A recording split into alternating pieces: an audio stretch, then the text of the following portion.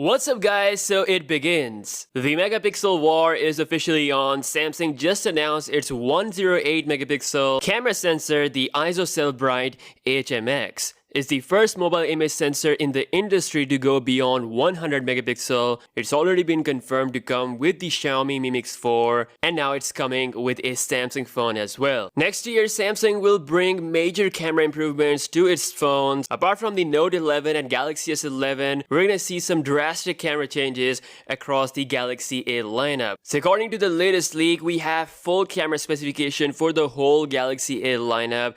Yes, these are going to be the naming scheme for the A series next year. Because it's S11, the number starts from A21 all the way to Galaxy A91. And as you can see in the table, we've got full camera specs as well. So this year, the minimum camera setup for the Galaxy A lineup was a dual camera. But next year, Samsung will bring minimum of 3 cameras and a maximum of 4 cameras across Galaxy A lineup, which is crazy. So starting with the A21 all the way up to Galaxy A41, you're getting triple camera setup, and then from A51 all the way up to A91 you're getting quad camera madness. The most interesting here are the Galaxy A81 and the A91, so you're getting 64 megapixel sensor with the A81, which Samsung also just announced in collaboration with Xiaomi. It also has a wide angle lens, a telephoto lens, and a TOF sensor, and then the crazy 108 megapixel sensor for Galaxy A91. Remind you, A91 is a flagship killer device. This year, the A90 is coming with Snapdragon 855 chip, so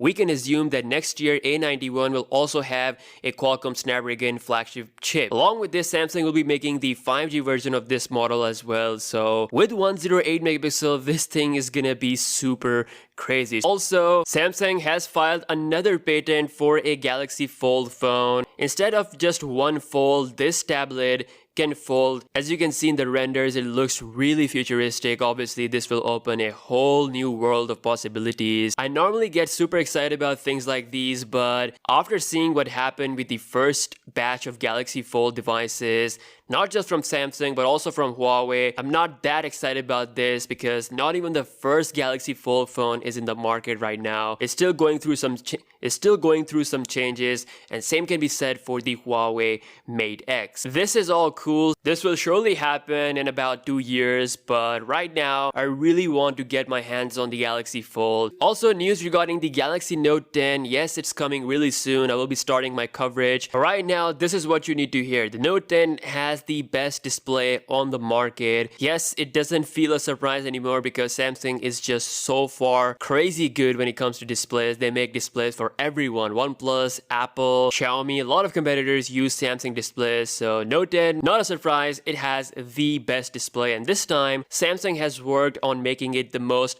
color accurate as possible. It's about 25% brighter than Note 9's display, and it's also one of the first phones to cover 100% of DCI-P3 color gamut used in films. Now, Samsung also scored the highest DXO MARK score, which is at 113, even beating the Huawei P30 Pro by just a small margin, thanks to its improved video performance. Personally, I don't care about DXO MARK's result that much. I know Samsung has a really good camera. It's gonna be amazing for most people, especially with Samsung improving the night mode even further. But sadly, this lead will probably be short-lived because the Pixel 4 and Mate 30 Pro are set to bring some real insane camera gains this year. So if you're someone who is super serious about camera, you should probably wait for the Pixel 4 or the Mate 30 Pro or the 108 megapixel madness that is coming very soon. Let me know your thoughts in the comment section below regarding the latest news, and I'll see you guys in the next one. Peace out.